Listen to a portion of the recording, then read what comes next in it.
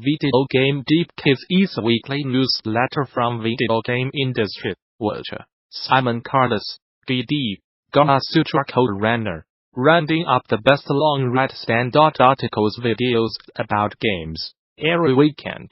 This week's roundup includes new articles on our game Minecraft Earth, intriguing action-adventure A Plague Tale, Innocence, as well as pieces on Reach 2, strategy guides, the intrigue behind Ingress, and a multitude more besides. Until next time, Simon, curator. Reach 2 is a fun game that makes me feel like garbage. Chris Plante Polygon article. Every time I begin to enjoy Reach 2, it finds on a way to treat me like shit. There's a lot of individual bits I have liked in Bethesda's new post-apocalyptic shooter, created by the open-world geniuses at Avalanche Studios, and the gunplay experts at id Software. But I never had a game so personally directly bummed me out. Simon, just note, a very personal story from Chris. Here's some more in-depth impressions from Vice, which I get so mixed reviews in general. Is using a mouse and keyboard on consoles cheating? Emanuel Maiberg Vice article. Call of Duty multiplayer has a reputation for being a meat grinder. It's been years since I played a Call of Duty game on consoles, so I am out of practice, and should be tender for the grinder. But I am kicking ass. I'd love to say that I am just that good. But the truth is that I am using a device that allows me to play with the mouse and keyboard and other input devices that are not officially supported. Telltale, the human stories behind the games. Noclip YouTube video. Who were the people behind the games at Telltale, and how did its sudden closure affect them? We talked to former Telltale Games employees about the highs and lows of their time at the studio, and the human cost of games development. 28 years later, hacker fixed its rampant slowdown on SNES. Gradius III, Ars Technica article. Many gamers of a certain age, this author included, remember the early 90s disappointment of buying the SNES version of hit academic Gradius III. Now, Brazilian ROM hacker, Vitor Vilela, has righted this nearly 3-decade-old wrong with a ROM patch that creates a new, slowdown-free version of the game for play on SNES emulators and standard hardware. The Overwatch workshop is already a hit, and it could be the future of the game, and reveals the Verge article. Early signs are encouraging. Blizzard says that 7 million games have been created so far, and creators have shared more than 60,000 game codes, letting others play around with what they have built. The mode has seen a steady stream of small updates since launch, focused primarily on stability and ease of use, examining Superhot's innovative action. 3 years on, writing on game's YouTube video, in which I revisit 2016 as Superhot, to talk about how its originality goes far beyond its delightfully simple gimmick, with the game using it as a jumping-off point to pull apart almost every element of its genre. China is the next battleground for Epic and Steam. But why have not they been banned? Steven Messner PC Gamer article. It's one of the ongoing mysteries of the modern age. Iain Garner told me. He's the co-founder of Another Indie, a Taiwanese-based indie publisher with extensive experience operating in China. Everything I know about the Chinese government and how they operate and about how they have treated other similar things suggests that Steam should have been blocked a long time ago. But it has not.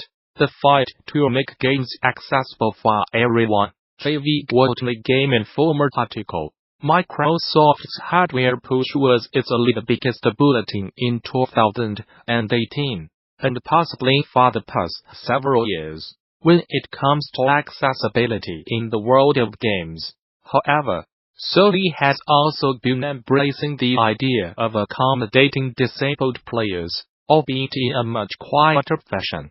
But one advocates argue it's just as important as Microsoft's showy hardware push to blockchain, turning in-game virtual goods into assets. Gregory Barber wrote article. True believes blockchain tools could make in-game economies a bit more laissez-faire. He credits CryptoKitties, which arrived in 2017, with the concept, with a blockchain system, gamers could trade virtual goods securely, without developers having to manage the commerce. They could even arrange to take a cut of each trade. But CryptoKitties' initial success, one of the quests was auctions for $170,000 in 2018 was a red herring. Chu says, inside the Disarray Facing the video game organization. Behind the thread, Brian Cratch and the Variety article, the Video Game Association, that conceived the industry's national ratings system, handles all lobbying efforts, and runs the massive annually 3 showcase, is in Disarray. THEANTARTAINMENT Software Association is still staggered by the departure of its president, and what numerous current and past employees tell Variety was also toxic environment, rife with internal politics, witch hunts and infighting. How Pinball Survived video games, the mob and politics, wild YouTube video. In this episode of Obsessed we'll meet Michael Schiess, a pinball enthusiast who collects and repairs old machines in an effort to preserve them for future generations. Minecraft Earth, block building game moves into the real world. Keeps to Earth. The Guardian article.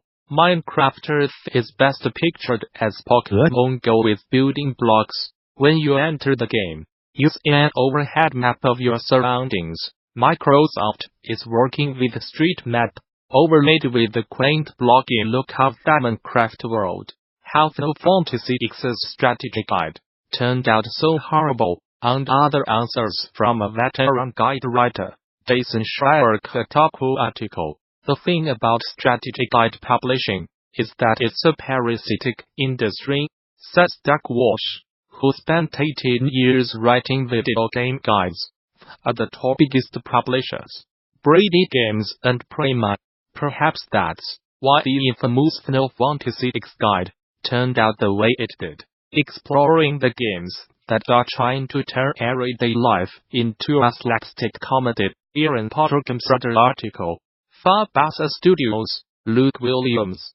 Finding hilarity in the humdrum is all about ever so slightly tweaking what players expect from certain situations, like Surgeon Simulator before it. I think the humor in I Am Bread comes from making one thing absurd in an otherwise ordinary, mundane world. He reveals why make games. Lessons from Frostpunk and This War of Mine.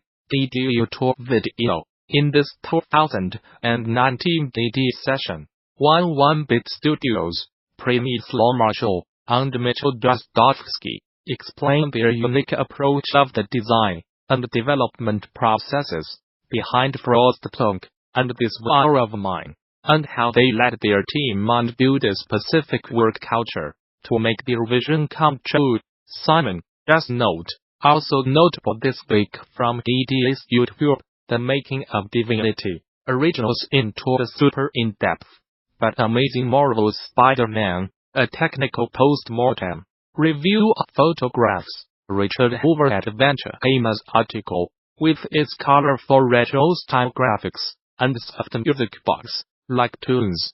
I came into 88 GAMESSPHOTOGRAPHSEXPECT acute, if perhaps melancholy experience, and was therefore totally unprepared for what followed, interspersed with a series of related mini-games of varying difficulty and satisfaction. Its 5 separate tales are not fun in the conventional sense, but nor are they meant to be. Instead, they are genuinely complex character studies that are difficult to watch and participate in, and yet impossible to look away from. Simon, Just note, a definitely slept-on game from the creator of Must Build a Boat, a Plague Tale. Innocence is a beautifully Bleak Experience.